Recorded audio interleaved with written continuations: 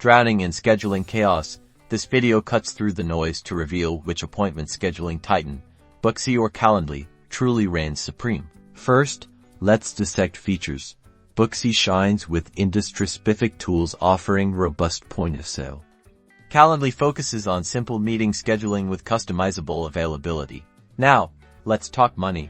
Booksy's pricing scales with your business size with tiered plans. Calendly offers a free plan for basic scheduling, with paid plans unlocking advanced features. Integration is key. Calendly seamlessly connects with Google Calendar, Zoom, and other popular apps. Booksy integrates with social media and offers marketing tools. User experience matters. Booksy boasts a user-friendly interface, while Calendly's clean design simplifies scheduling. Both have positive reviews. In conclusion, Booksy excels for businesses needing industry-specific tools. Calendly shines for streamlined scheduling.